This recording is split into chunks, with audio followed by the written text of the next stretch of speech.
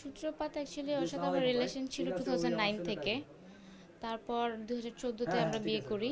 বিয়ে করার পর সে আমার বোনের বাসায় একটা রুম ভাড়া করে 6 মাসের মতো রাখে। রাখার পর বিভিন্ন আমি যখন সামাজিকভাবে আমাকে স্বীকৃতি দেওয়ার জন্য বলি এবং বাসায় উঠায় নেওয়ার জন্য বলি, তখন সে নানান অজুহাত দেখায় ওকে ওর মাকে কনভিন্স করার জন্য, যে আমাকে তুমি 20 লাখ টাকার মতো দাও, দিলে হচ্ছে আমার মাকে আমি বলতে পারবো যে না সোশ্যালি তোমরা এস্টাবলিশ, তাহলে আমি তোমাকে ঘরে তুলতে পারবো।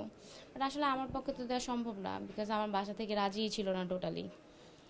তারপর সে আহ, আমি তাকে তারপরেও বলি অনেকবার মিউচুয়াল করার জন্য, বাসায় তোলার জন্য।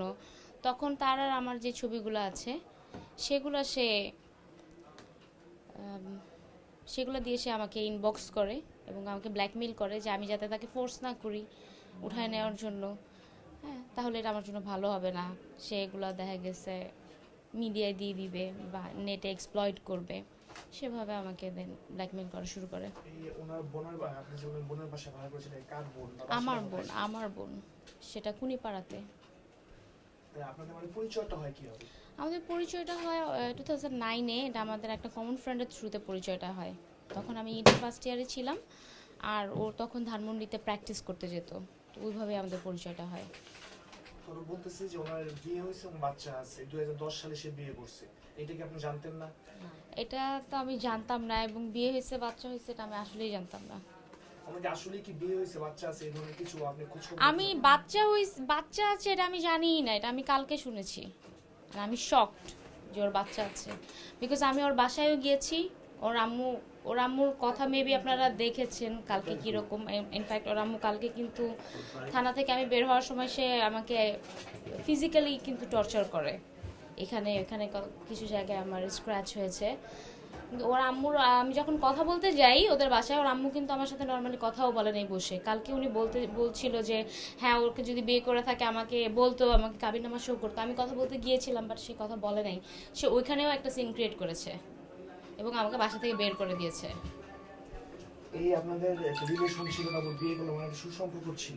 জি। এটা মানে সম্পর্কটা অবনতি হলো কি হবে? সম্পর্কটা অবনতি হওয়ার একটাই কারণ যে আমাকে তুলে না নেওয়া। ওকে, ও আমাকে সোশ্যালি স্ট্যাটাসটা দিচ্ছে না যে না আমি ওর বউ। আর আপনারা বললেন যে ও 2010-এ বিয়ে করেছে। ওর যতগুলো পার্সোনাল ইন্টারভিউজ আছে এবং ওর যত ম্যারিটাল স্ট্যাটাস আছে, ইনফ্যাক্ট ওর পাসপোর্টেও দেখবেন সিঙ্গেল দেয়া। তাহলে 2010-এ কিভাবে করে? এই আপনাকে আপনার সাথে রিলেশন ছিল, বিয়ে করলো, আপনাকে স্বীকৃতি কেন দিতে চাচ্ছিল, মানে সমস্যাটা সে কি বলতেছিল? সমস্যাটা বলতেছিল যে ওর আম্মু সমস্যা। হ্যাঁ, যে ওর আম্মু মানে আসলে ফ্যামিলি দুই দুই ফ্যামিলির কোনো ফ্যামিলি রাজি ছিল না।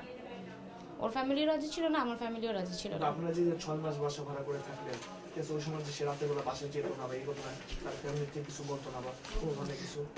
রাত্রের বেলা ও বাসায় তো সবসময় থাকতো না, কারণ ও তো ফ্ল্যাশ করে না ইনফ্যাক্ট যে বিয়ে করেছে। আর আমার যাতে একা থাকতে সমস্যা না হয় এই জন্য ইনফ্যাক্ট আমার বোনের বাসাতেই একটা রুম ভাড়া করে নিয়ে এসেছিল।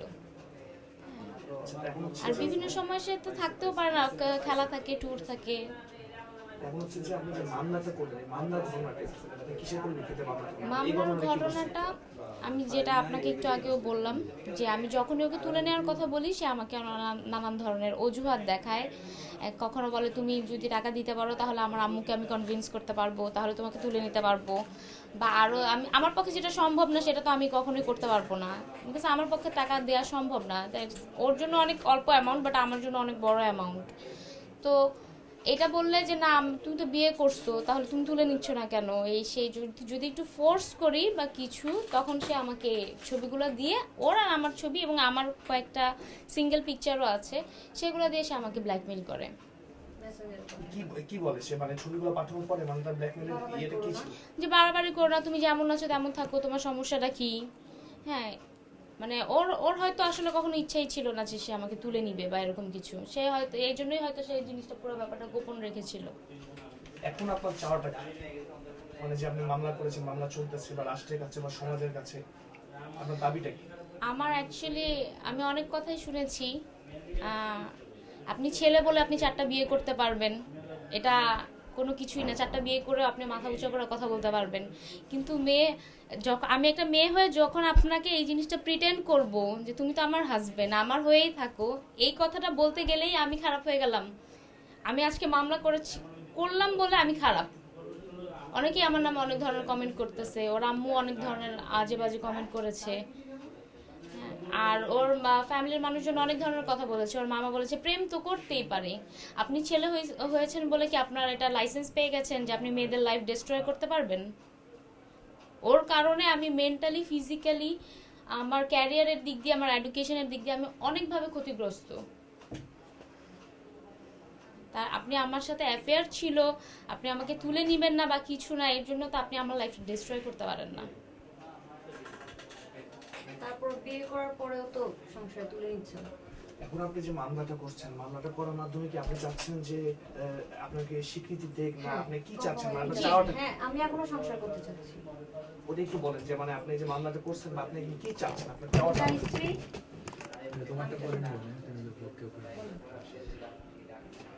ইসলামী শরিয়া মোতাবেক সে আমাকে বিয়ে করেছে।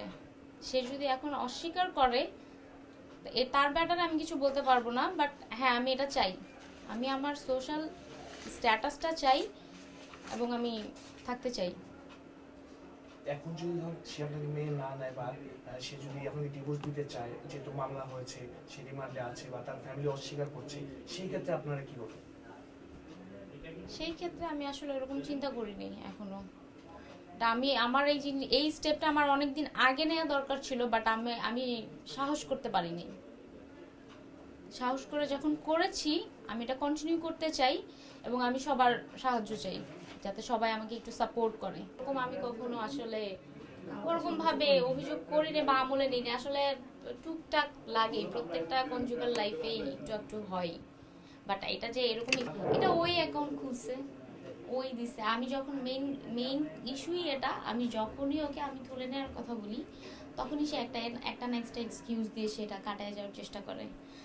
হ্যাঁ, যখন বিয়ের পরে ফার্স্টে বললো যে ওয়ার্ল্ড কাপ, ওয়ার্ল্ড কাপ থেকে আসার পর বিজি শিডিউল, এই সেই, হ্যাঁ এখন তো পারবো না, কিভাবে কি করব। তারপর এক্সকিউজ জুনের দিকে 2016 আপনি এটা জানতে পারলেন কখন, এখানকার বিষয়? ও তো অ্যাকাউন্ট খুলেই আমাকে রিকোয়েস্ট সেন্ড করছে, আমি সাথে সাথেই জানতে পারছি। অ্যাকাউন্ট খুলে রিকোয়েস্ট সেন্ড করছে, তারপর আমাকে ছবি দিয়েছে। একা একা মেয়ের এইভাবে ফাইট করা, তাও এরকম একটা সেলিব্রিটির এগেইনস্টে, ইটস রিয়েলি ডিফিকাল্ট। আমি স্টিল এখনো ওর বিবাহিতা স্ত্রী, আমি এটার স্বীকৃতিটা চাই এবং আমার সাথে যা হয়েছে এটা যাতে অন্য কারোর সাথে না হয়, মানুষ যাতে আমারটা দেখে শিখে।